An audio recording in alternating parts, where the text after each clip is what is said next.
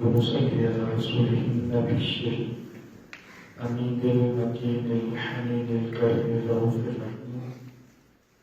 أما بعد فأعوذ بالله من الشيطان الرجيم. بسم الله الرحمن الرحيم.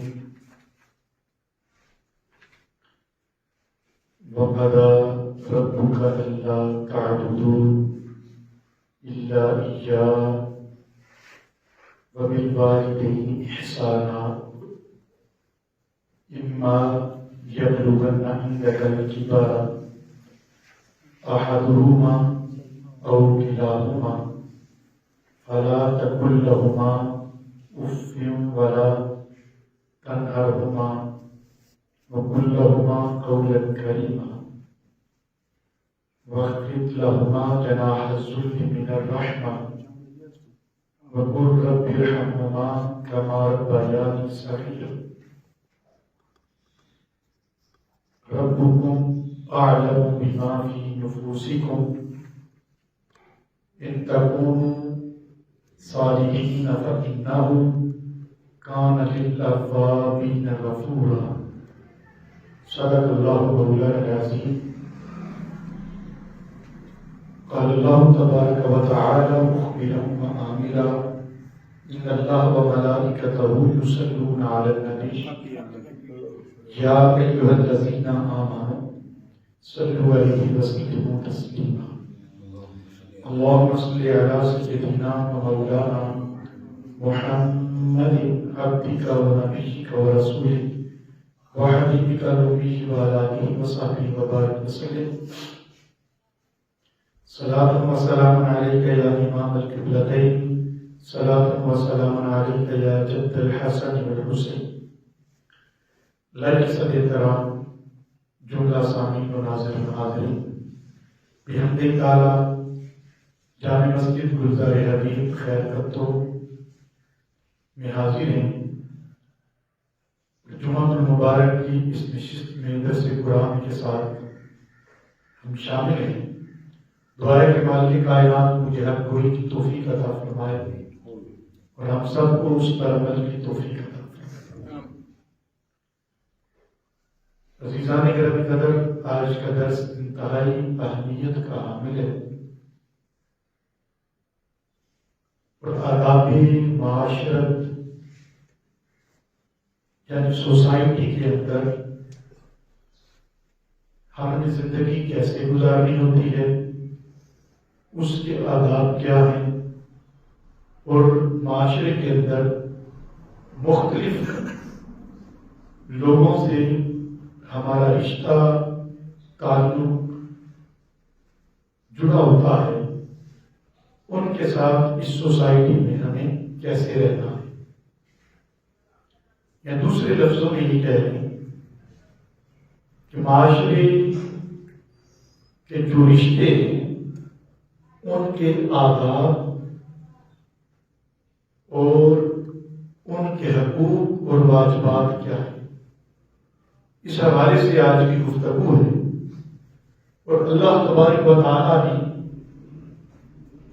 اپنی وحدانیت اور بندگی کے بعد، اپنی عبادت کے بعد پورے قرآن کریم میں جس چیز کا ذکر کیا ہے، جن رشتوں کا ذکر کیا ہے، وہ ہیں ہمارے والدین. کون ہے بولیے؟ ہمارے والدین. ہم میں سے ہر کوئی جو بھی اس دنیا میں آیا وہ والدین اسے ملے اس دنیا میں، والدین کا رشتہ اسے ملا. والدین کے بغیر اس دنیا میں کسی کا کوئی وجود ممکن نہیں. ماں اور باپ کے بغیر اس روئے زمین پر ایک ہستی مال سے وجود میں آئی اور اس ہستی کا نام حضرت آدم علیہ السلام. کیا نام ہے؟ حضرت آدم علیہ السلام. حضرت آدم علیہ السلام اللہ تبارک و تعالیٰ نے پہلا بشر بنایا، ان سے پہلے کوئی بشریت نہیں، وہ پہلے انسان ہیں، ان سے پہلے کوئی انسانیت نہیں۔ عزیزان گرامی قدر، اللہ تبارک و تعالیٰ نے جب انہیں تخلیق کرنا چاہا تو اپنے ملائکہ کو اکٹھا کر کے رب تعالیٰ نے ارشاد فرمایا انی جاعل فی الارض خلیفہ، کہ میں نے اپنا نائب زمین پر بھیجنا ہے۔ بنا کر رب کائنات نے انہیں جنت میں رکھ لیا۔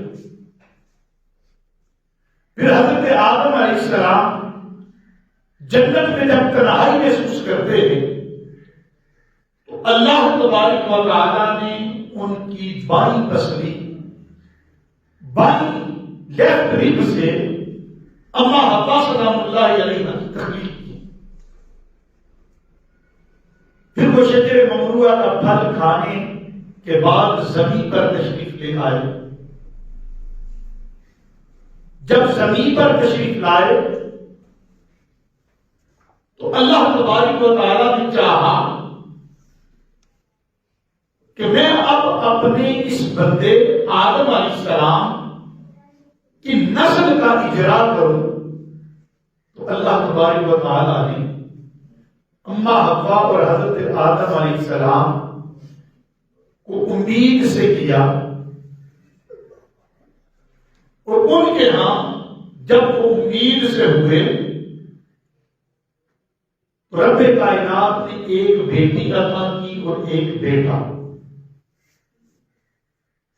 یہ آغاز ہے نسل آدم کا، اور پھر رب تعالیٰ اس سلسلے کو بڑھاتا چلا گیا،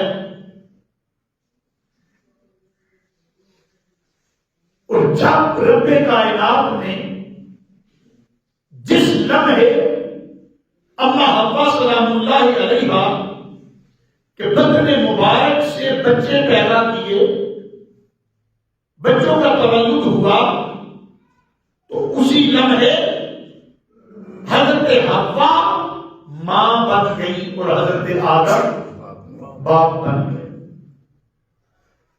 یہ ماں باپ کا رشتہ وہاں سے شروع ہوا، اور جس لمحے حضرت آدم اور حضرت حوا ماں اور باپ بنے، اس ہی لمحے ان کے ہاں پیدا ہونے والے ٹوینس، دو بچے، ایک بیٹی بنی اور ایک بیٹا بن گیا۔ پھر جب جب اما حوا امید سے ہوئی تو ان کے ہاں ٹوینس ہی آتے رہے، جڑواں بچوں کی ولادت ہوئی، ایک بیٹے کی اور ایک بیٹی کی۔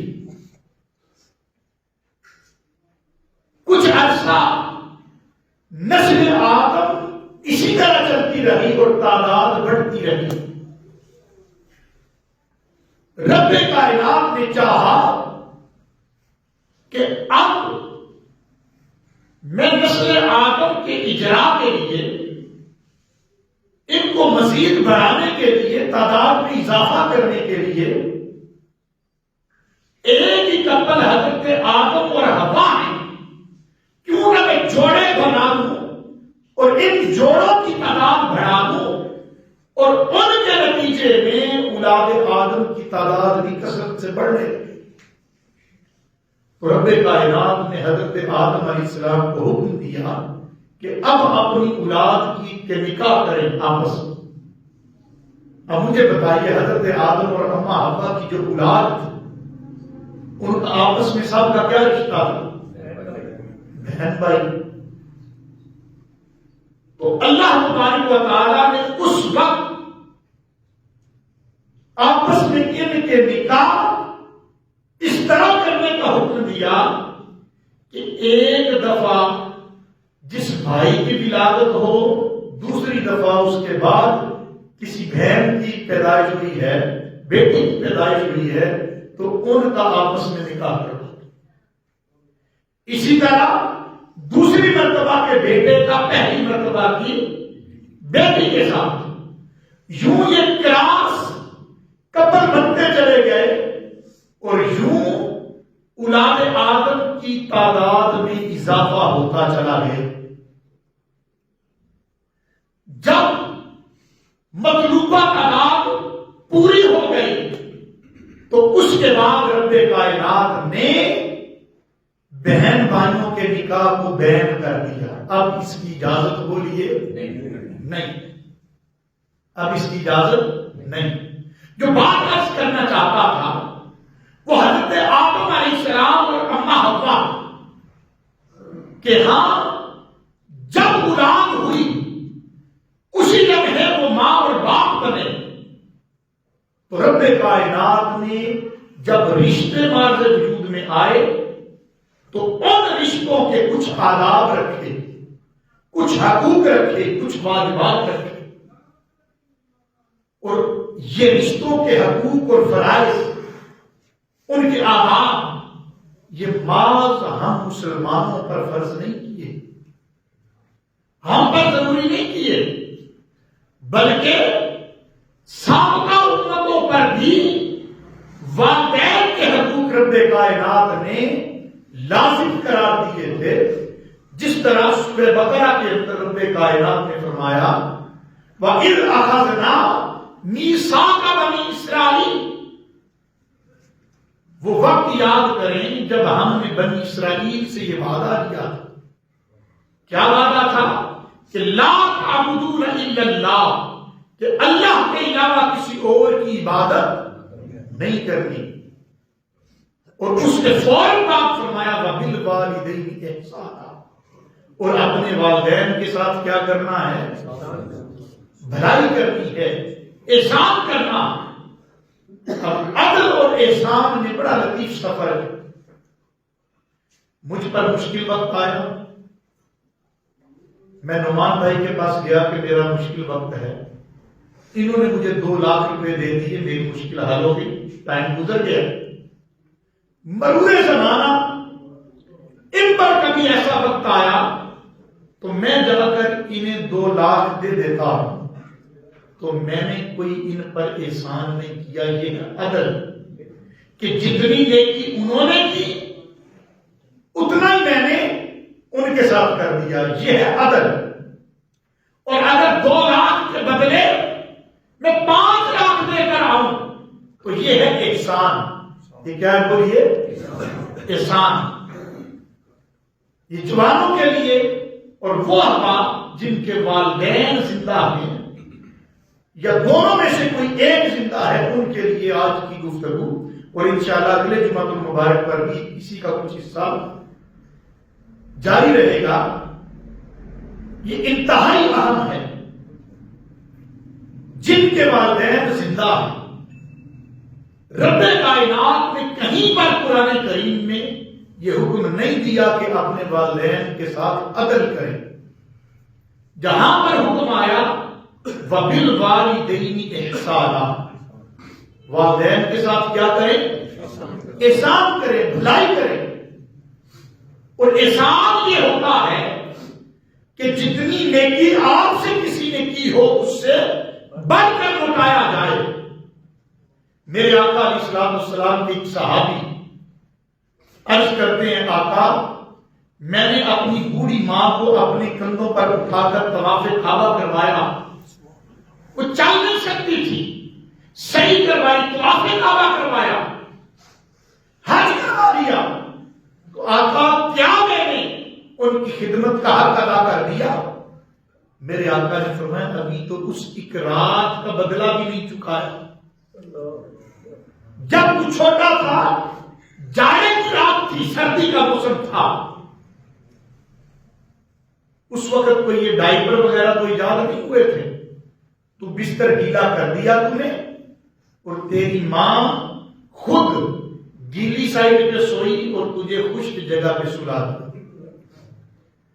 کچھ وقت گزرا، تو نے ادھر بھی پیشاب کر دیا، اب پورا بستر گیلا ہو گیا، تیری ماں خود سیدھی لیٹ گئی اور تجھے اپنی چھاتی پہ اپنے سینے پہ لٹا دیا۔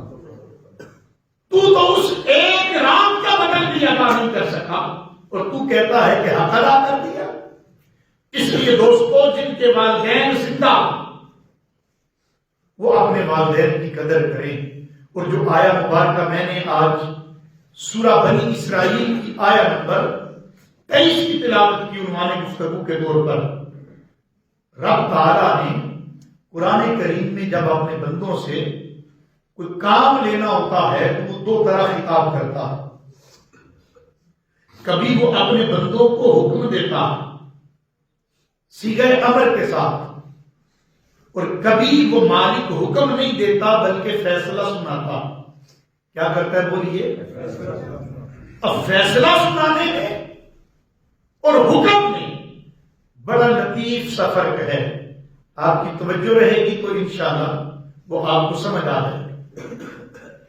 حکم میں اور فیصلے میں فرق ہے.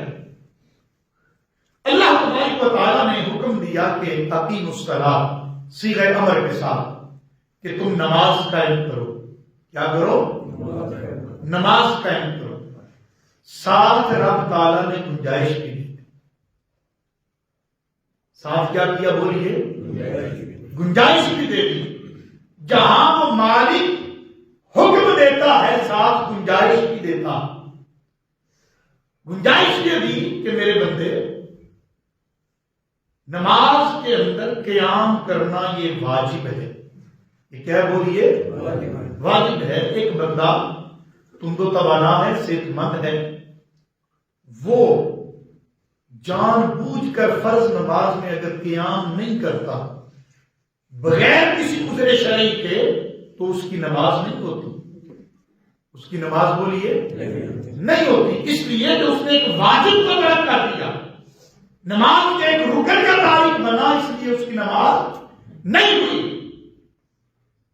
اب عزیزان گرامی قدر وہی بندہ اگر بیمار ہو جائے، رب تعالیٰ نے فرمایا کہ میرے بندے تیری جان مشکل میں ہے، تیری جان پہ بنی ہے، کھڑا نہیں ہو سکتا، چل یوں کر بیٹھ کے ادا کر. کیا کر؟ اب بتائیے گنجائش ملی یا نہیں ملی؟ بالکل. اب بیٹھ کے بھی نہیں ادا کر سکتا تو یوں کر لیٹ کے ادا کر.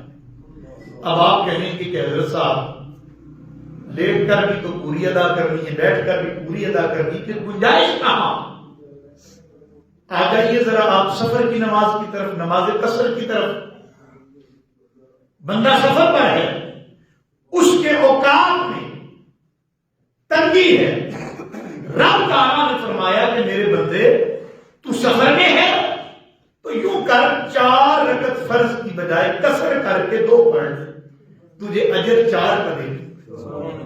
اب بتائیے مجھے کہ گنجائش مل گئی. تھوڑا سا آگے بڑھتے ہیں. اللہ رب العزت نے قرآن کریم میں ارشاد فرمایا فمن شاہد منکم الشہر فلیصم، کہ تم میں سے جو کوئی رمضان مبارک کے مہینے کو پائے، فلیصم صیغہ امر ہے، حکم دیا کہ اسے چاہیے کہ وہ میرے اس ماہ مبارک کے روزے رکھے. روزہ رکھنا فرض صیغہ امر کے ساتھ حکم دے دیا، مگر رب کائنات نے وہاں پر بھی گنجائش دے دی. فرمایا فَمِنْكُمْ مَرِيضًا أَوْ عَلَىٰ سَفَرٍ فَعِدَّةٌ مِّنْ أَيَّامٍ. میرے بندے اب تیری جان پہ بنی ہے، تو بیمار ہے، کسی مرض میں مبتلا ہے، کوئی عارضہ لاحق ہے تجھے، یا سفر میں ہے، روزہ رکھنا تیرے لیے مشکل ہے، تو یوں کر فَعِدَّةٌ مِّنْ أَيَّامٍ أُخَرَ، یہ روزہ چھوڑ دے، رمضان کے علاوہ باقی دنوں میں یہ گنتی پوری نہیں. اب بتائیے گنجائش ملی یا نہیں ملی؟ بلا تشبیہ و بلا مثال اتنی بات سمجھنے کے بعد ہم اس نتیجے پہ پہنچے کہ جہاں وہ مالک حکم دیتا ہے وہاں گنجائش بھی دیتا ہے، لیکن جہاں وہ فیصلہ سناتا ہے وہاں گنجائش نہیں دیتا. اس آیہ مبارکہ میں رب تعالیٰ نے فرمایا وَقَضَىٰ رَبُّكَ، آپ کے رب نے فیصلہ کر لیا. قضاء کا معنی ہوتا ہے فیصلہ کرنا، اسی سے قاضی ہے فیصلہ کرنے والا. اسی سے قضیہ ہے مسئلے کو کہتے ہیں جس کا فیصلہ کیا جاتا. فرمایا وقضى ربک، آپ کے رب نے فیصلہ کر لیا. مولا کیا فیصلہ کیا؟ فرمایا اللہ تعبدوا الا ایاہ، کہ تم اس رب کائنات کے علاوہ کسی اور کی عبادت نہیں کرو گے. وبالوالدین احسانا، اور اپنے والدین کے ساتھ بھلائی کرو. اب کوئی بندہ یہ کہے کہ میرے پیر صاحب کی بڑی شان ہے، بڑے مصاحب کرامت بزرگ ہیں، بڑی شان کے حامل ہیں، میں عبادت کی غرض سے انہیں جا کے سجدہ کرتا ہوں، تو بتائیے وہ بندہ مسلمان رہے گا؟ کیوں کہ یہاں رب تعالیٰ نے حکم نہیں دیا، یہاں کیا دیا ہے؟ وقضى ربک، یہ رب کا فیصلہ ہے. حکم ہوتا تو گنجائش ملتی، فیصلہ ہے گنجائش نہیں ہے. اگر پیر صاحب کو پیر صاحب، اگر میرے آقا صلی اللہ علیہ وسلم جو تمام مخلوقات میں انسان افضل، انسانوں میں پھر اللہ کے نیک بندے، ان نیکوں میں اولیاء افضل، اولیاء میں پھر تابعین، پھر تبع تابعین، پھر تبع تابعین میں تابعین، پھر صحابہ کرام، پھر انبیاء، اور انبیاء میں پھر سید الانبیاء سب سے افضل. اگر کوئی آقا علیہ السلام کے روز اقدس پہ جا کر بھی عبادت کی غرض سے سجدہ کرے تو وہ بھی دائرہ اسلام سے خارج ہے. یہ بھی ہم نے کہا، ہم سب مسلمانوں کا یہ عقیدہ. اور اگر کوئی بندہ اپنی جہالت کی وجہ سے ایسا کرتا ہے تو اس کا اسلام کے ساتھ کوئی تعلق نہیں، نہ کسی مکتبہ فکر یا مسلک کے ساتھ اس کا تعلق، وہ اس کی اپنی جہالت ہے. اور اس کی ہمیں جو ہے اصلاح کرنی چاہیے. تو عزیزان گرامی قدر، رب تعالیٰ نے ایک فیصلہ یہ کیا کہ اس کے علاوہ کسی کی عبادت نہ کی جائے، اور ساتھ دوسرا فیصلہ فرمایا وبالوالدین احسانا، اپنے والدین کے ساتھ احسان کرو. کیا کرو؟ سب بولیے ذرا، والدین کے ساتھ احسان. اور احسان یہ ہوتا ہے کہ مجھے اگر ضرورت تھی اپنے ابا جی سے 500 روپے کی پاکٹ منی، میں ان کے پاس جاؤں، مجھے 500 چاہیے، ان کے پاس اس وقت نہیں، یا وہ دیکھ رہے ہیں کہ اسے 500 دیا تو باقی بھی 2-3 ہیں ان کو بھی دینے ہیں، تو وہ آپ کو 300 دے دیتے ہیں، تو ہمیں ناراض ہونے کا حق بنتا ہے. بولیے، یہ جوان نہیں بولے، نہیں بنتا. ہم اپنے ماں باپ سے کیوں چھوٹی چھوٹی باتوں پہ ناراض ہو جاتے ہیں؟ اور کبھی ہماری ناراضگی یہ ہوتی ہے کہ فلاں بھائی کو ابا جی نے زیادہ دیے ہیں، مجھے کم دیے ہیں، یا فلاں بھائی یا بہن کو زمین کا فلاں ٹکڑا دے دیا، وہ قیمتی تھا، مجھے وہ نہیں ملا. اس لیے اپنے ماں باپ سے ناراض ہو جاتے ہیں. یا ماں باپ ابا جی یا امی جان کی جو پینشن ملتی ہے اس میں میرے بچوں کو کچھ نہیں دیتے، دوسرے کے بچوں کو دیتے. یہ چھوٹی چھوٹی باتوں پہ پھر جھگڑے ہوتے. گھروں کے اندر بیویاں اپنے شوہروں کے کام کرتی ہیں اور ان باتوں پہ آ کے ہم اپنے ماں باپ سے دور ہو جاتے ہیں. عزیزان گرامی قدر، یہ رب تعالیٰ کا حکم ہوتا تو پھر ان باتوں کی گنجائش ہوتی. یہاں پر تو حکم نہیں، رب تعالیٰ نے فیصلہ سنایا کہ والدین جیسے بھی ہو، وہ تمہارے ساتھ جو بھی سلوک کرتے ہو، ان کا رویہ جیسا بھی ہو، ان کے ساتھ تم نے بھلائی کرنی. کیا کرنا ہے؟ بھلائی کرنی ہے. اور یہ معاملات آج ہمارے نہیں ہیں. آقا علیہ السلام کے جوان صحابی اپنے بوڑھے باپ کا ہاتھ پکڑ کر آقا کی بارگاہ میں آئے اور آگے عرض کرتے ہیں، یا رسول اللہ صلی اللہ علیہ وسلم، آج ہم باپ بیٹے کا فیصلہ کریں. میرے آقا نے فرمایا کہ کیا فیصلہ کرنا؟ وہ جوان صحابی کہتے ہیں کہ میرے ابا جان میری قمیض سے پیسے نکال لیتے ہیں، میری جیب سے پیسے لے لیتے ہیں. میرے آقا صلی اللہ علیہ وسلم آپ فریقین کی بات سنے بغیر کبھی فیصلہ نہیں کرتے تھے. تھوڑے تھوڑے قریب ہو جائیں تاکہ بعد میں آنے والے احباب صفیں پلان کر آگے نہ، جہاں اگلی صفوں میں جگہ ہے قریب آ. میرے آقا صلی اللہ علیہ وسلم اپنے اس بزرگ صحابی کی طرف متوجہ ہوئے اور کہ آپ بتائیں آپ کیا کہتے ہیں اس بارے میں. وہ جو سفید ریش بزرگ تھے وہ لڑکھڑاتی ہوئی ٹانگوں کے ساتھ کھڑے ہوئے آقا کی بارگاہ، ان کی چشمان مبارکہ سے آنسوؤں کی لڑی جاری ہے اور عرض کرتے ہیں یا رسول اللہ صلی اللہ علیہ وسلم. انہوں نے ایک شعر کہے، کئی اشعار عربی زبان میں. دامن وقت میں اتنی گنجائش نہیں کہ وہ میں شعر بھی پڑھوں اور اس کو ٹرانسلیٹ کر کے بتاؤں. مفہوم آپ کو سمجھا دیتا. وہ بزرگ لڑکھڑاتے ہوئے کھڑے ہوئے، آنکھوں کی لڑی، آنسوؤں کی لڑی آنکھوں سے جاری ہے. عرض کرتے یا رسول اللہ صلی اللہ علیہ وسلم، میرے اس چاند کو پتا نہیں کہ جب رب تعالیٰ نے ہمیں امید دی تھی، ابھی امید دی تھی تو کتنے خوش ہوئے ہم میاں بیوی. پھر یہ ماں کے پیٹ میں تھا، میری بیوی کو کوئی تکلیف ہوتی، زوجہ کو تکلیف ہوتی تو ساری ساری رات ہم سو نہیں سکتے تھے کہ کہیں اس کے پیٹ میں پلنے والے بچے کو کوئی غذا نہ پہنچے، اسے کوئی نقصان نہ پہنچے. دوا دارو کرتے، ساری ساری رات جاگتے ہوئے گزر جاتی اسی فکر میں کہ ہمارے بچے کو کوئی تکلیف نہ پہنچے. یا رسول اللہ، اس چاند کو وہ وقت یاد نہیں جب ہم نے 9 ماہ کا یہ عرصہ بڑی مشکل سے گزارا، پھر اس کی ڈلیوری ہوئی، تولد ہوا، دنیا میں آیا، ہم نے پوری بستی میں مٹھائیاں تقسیم کی، دعوتیں کی، اس کا عقیقہ کیا، بڑی خوشیاں منائی، صدقات و خیرات کیے. آقا یہ چاند یہ بھی نہیں جانتا کہ جب یہ چھوٹا سا تھا میں اسے اپنی گود میں اٹھا لیتا، کبھی اس کا ماتھا چومتا، اس کے پاؤں چومتا، اس کا چہرہ چومتا، میں کتنا خوش ہوتا تھا. کبھی کبھی اپنے گال، اپنے رخسار اس کے منہ میں رکھ دیتا تھا، اسے اٹھایا ہوتا تھا.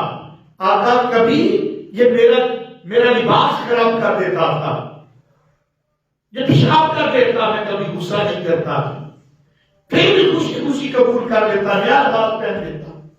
تھوڑا سا بڑا ہوا اسے کندھوں پہ اٹھانا شروع کر دیا، کبھی کندھوں پہ اٹھا کے گلیوں میں نکل آتا. پھر ذرا چلنے والی عمر میں ہوا تو انگلی پکڑ کر اسے چلنا سکھایا. بولنے لگا تو ایک ایک بات کئی دفعہ پوچھتا، میں ہر دفعہ اسے بتاتا اور مسکرا دیتا، بڑا خوش ہوتا.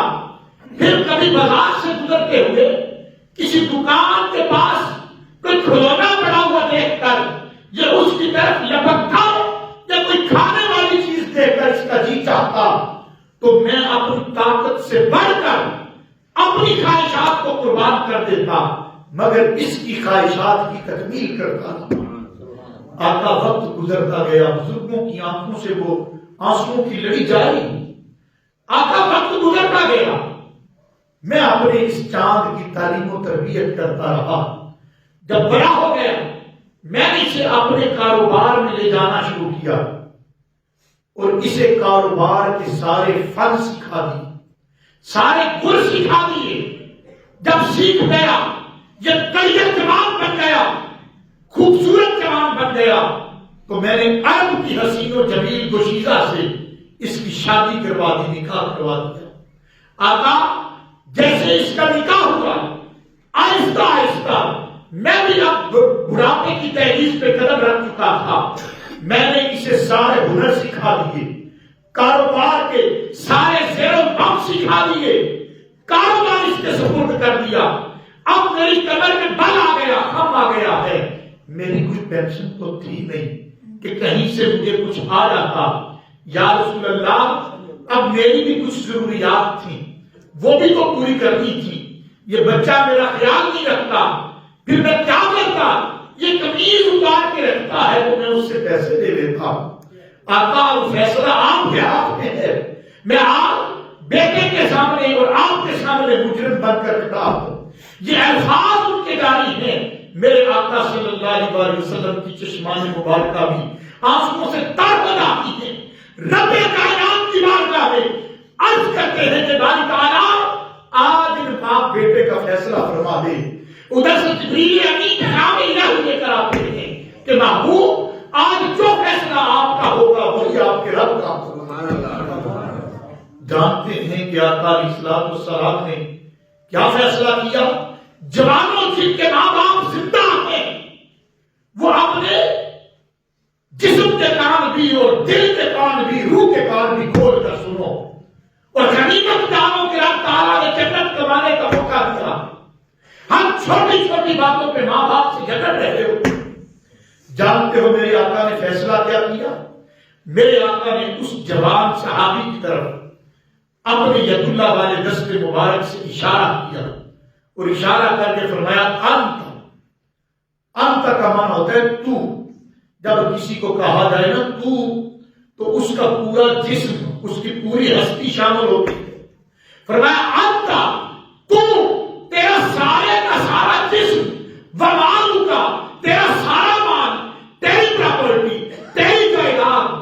تو کہتا ہے کہ باپ تیرا جیب سے پیسے نکالتا ہے، انت ومالو کا لی ابیک، وہ تو ساری تیرے باپ کی ملکیت۔ اب بتاؤ کہ جو ملکیت بھی باپ کی ہو اس میں سے لے لیے تو تم کہتے ہو کہ اس نے پیسے نکال لیے۔ میرے آقا نے فیصلہ فرما دیا۔ یہ فیصلہ سن کر میرے دوستوں بتاؤ جن کے والدین حیات ہیں وہ اپنی کمائی ہوئی دولت سے یا اپنی پینشن سے یا اپنی پراپرٹی سے اگر ہمارے ہی کسی غریب بھائی کو، ہماری ہی کسی کمزور بہن کی مدد کر دیتے تو بتائیے ہمیں گلا شکوہ کرنا چاہیے؟ بولیے، سارے نہیں بولے، باقیوں کا کیا خیال ہے؟ نہیں کرنا چاہیے۔ اپنے والدین کا احترام کرنا چاہیے۔ اور رب کائنات نے فرمایا کہ اسپیشلی اس وقت اما یبلغن عندک الکبر احدہما او کلاہما فلا تقل لہما اف، فرمایا کہ اما یبلغن عندک الکبر احدہما، ان دونوں میں سے کوئی ایک بڑھاپے کی عمر کو پہنچ جائے تمہارے پاس، او کلاہما، یہ دونوں کے دونوں کو اللہ تبارک و تعالیٰ لمبی زندگی عطا کرے، وہ دونوں حیات ہوں، بڑھاپے کو پہنچ جائے تو رب تعالیٰ نے فرمایا فلا تقل لہما اف، انہیں اف بھی نہیں کہنا۔ کیا نہیں کہنا؟ بولیے۔ اب یہ اف ناگواری کا ہلکا ترین اظہار ہے۔ ناگواری کا بولیے ہلکا ترین اظہار۔ رب تعالیٰ نے فرمایا ایسا بھی نہیں کہنا۔ اور یہ کب نکلتا ہے؟ گرمی کا موسم ہو، آپ پنکھے کے نیچے بیٹھے ہوئے ہو، اچانک لائٹ چلی جائے تو ہماری زبانوں سے اف نکلتا ہے یا نہیں؟ ہلکا سا ناگواری کا اظہار۔ پنکھے کی ہوا بند ہوئی، لائٹ بند ہوئی، رب تعالیٰ کی جو نعمت آکسیجن ہے، جو ہوا ہے، وہ تو بند نہیں ہوئی، تو اس پہ ہم ہلکا سا کہہ دیتے ہیں اف کتنی گرمی۔ تو یہ ہلکا سا اظہار رب تعالیٰ نے فرمایا کہ ماں باپ کی کوئی بات سمجھ نہ آئے، ان کا کوئی فیصلہ سمجھ نہ آئے، یا ان کی کوئی بات تمہیں گوارا نہ ہو تو اس پر بھی لائٹ سا ہلکا سا ناگواری کا اظہار نہیں کرنا۔ فلا تقل لہما اف، انہیں اف بھی نہیں کہنا۔ ولا تنہرہما، اور نہ ان کو جھڑکنا۔ وقل لہما قولا کریما، بلکہ ان سے بڑی نرمی کے ساتھ بات کرنی، ان سے بڑی نرم گفتگو کرنی ہے۔ بڑی عاجزی کے ساتھ، محبت کے ساتھ، احترام کے ساتھ ان کے سامنے پیچھے پیچھے جانا۔ عزیزان گرامی قدر، اب ذہن کے اندر یہاں ایک سوال پیدا ہوتا ہے کہ جب والدین بوڑھے ہو جائیں یا ان میں سے کوئی ایک بڑھاپے کو پہنچ جائے تو رب تعالیٰ میں اسے اف نہیں کہنا، کیا جب جوان ہوں تو پھر کہہ لے؟ سوال ہے نا۔ تو عزیزان گرامی قدر، بالعموم جب ماں باپ تندو توانا ہوں، جوان ہوں، روپیہ پیسہ گھر لے کر آئیں، کما کر دیں، ہماری ضروریات پوری کریں، کھانا پینا پورا کریں، ہمارا لباس پورا کریں، اخراجات پاکٹ منی پوری کریں، ہمیں شیلٹر دیں،